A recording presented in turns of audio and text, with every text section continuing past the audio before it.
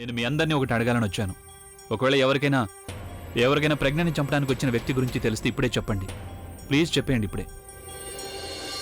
అంటే నా ఉద్దేశం ఏంటంటే, ఈ ముగాంబో మీద మనం అందరం చాలా కోపంగా ఉన్నాం. అరే కోపం ఏంటి, ఇన్ఫాక్ట్ ద్వేషిస్తున్నాం. తను మనందరినీ చాలా కష్టపెట్టింది, కానీ దాని అర్థం ఇది కాదు కదా, మనం కూడా తనని అలాగే కష్టపెట్టాలని. తన మర్యాదను మర్చిపోయిందంటే మనం కూడా మన సంస్కారాన్ని మర్చిపోవాలా? మన కళ్ళ ముందు ఎవరైనా శత్రువుని చంపడానికి వచ్చినా సరే మనం ఏమీ చేయకుండా చూస్తూ అలాగే ఉండిపోవాలా? అందుకే ఎవరైతే ప్రజ్ఞని చంపడానికి ప్రయత్నించారో ఆ వ్యక్తిని మనం వదలకూడదు. అందుకే మీలో ఎవరైనా సరే ఒకవేళ ఈ పని చేసినా, లేక ఎవరైతే ప్రజ్ఞని చంపడానికి ప్రయత్నించారో ఆ వ్యక్తి గురించి మీలో ఎవరికైనా తెలిసినా సరే వెంటనే ఇప్పుడే చెప్పండి. నేను మీకు శిక్షను తగ్గించేస్తాను. కానీ ఒకవేళ నేనే ఆ వ్యక్తి గురించి స్వయంగా తెలుసుకున్నానంటే ఆ తర్వాత నేను వాళ్ళని ఖచ్చితంగా వదలను.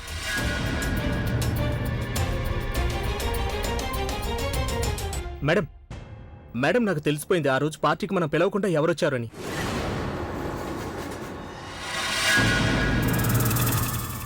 ఎవరతను? నేను ఆ క్యాటరర్ని కలిశాను. మనం ఆ రోజు పార్టీ కోసం హైర్ చేసుకున్నాము అతన్ని. అతను ఏం చెప్పాడంటే పార్టీ జరిగిన రోజు అతను ఎవరో దారుణంగా కొట్టారు, అందువల్ల హాస్పిటల్లో అడ్మిట్ అవ్వాల్సి వచ్చిందట. అప్పుడే నాకు గుర్తొచ్చింది, ఆ రోజు పార్టీకి మరొక కొత్త వ్యక్తి కూడా వచ్చాడు. అతనే క్యాటరర్ అని నాకు చెప్పాడు. నిజానికి అతను సర్దార్లాగా వచ్చాడు. నేను అతన్ని బాగా గడ్డం లేకుండా ఉంటే ఎలా ఉంటాడని ఊహించుకొని చూశాను. అప్పుడు నాకు అర్థమైంది ఆ వ్యక్తి ఇంకెవరో కాదు. నిజానికి అతను ఇంతకు ముందు ప్రజ్ఞ మేడం చంపడానికి వచ్చిన డెకరేటర్ విజయ్.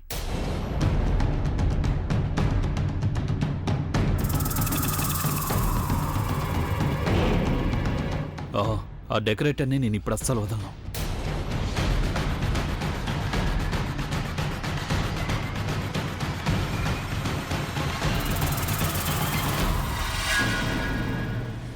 నేను నీకు ముందే చెప్పాను నాకు ఇంట్యూషన్ వస్తుందని. నేను చెప్పాను కదా ఈ మధ్య నాకు వచ్చే కళ్ళని నిజం అవుతున్నాయని. ఒకవేళ అభికంతా తెలిసిపోయిందంటే విజయ్ గనక మన ముగ్గురు పేర్లు చెప్పేస్తే అప్పుడు ఏమవుతుంది? నేను అభిని ఎలా పెళ్లి చేసుకోవాలి?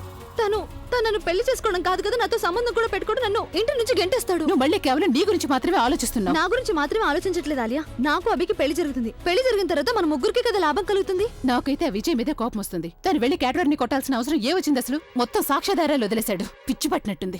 ఇప్పుడు తనకి నువ్వు కనీసం ఫోన్ చేసైనా చెప్పొచ్చు కదా అభి తన కోసం వెతుకుతున్నాడు, అసలు దొరకకూడదని. ఆలియా అది ఎవరు మీకు నేర్పించలేదా లోపలికి వచ్చేటప్పుడు తలుపు నాక్ చేయాలని? తలుపు తెరిచే ఉంది, అందుకే వచ్చేసాను. అండ్ బై ద వే, నేను నీకు వదిలేను ఆలియా, అవుట్ సైడర్ నేను కాదు ఈ విధంగా మాట్లాడడానికి. అయ్యా నీకంత ప్రైవేట్ గా మాట్లాడాలనుంటే నువ్వు తలుపులు మూసుకుని మాట్లాడుకోవచ్చుగా.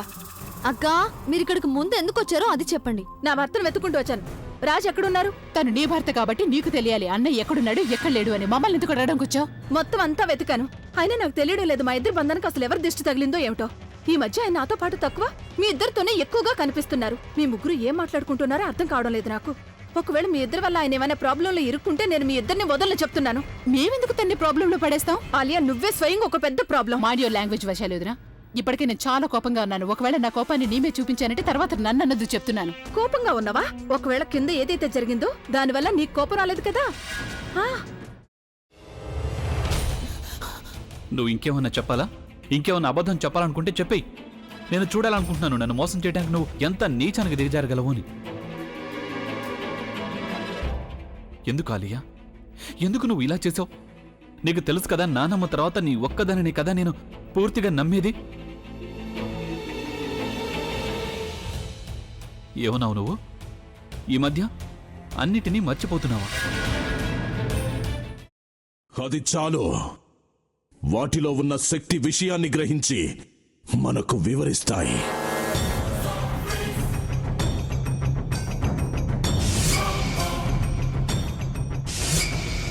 ఎవరు ఆ దండ విప్పొద్దు, గది తలుపులు తెరవద్దు.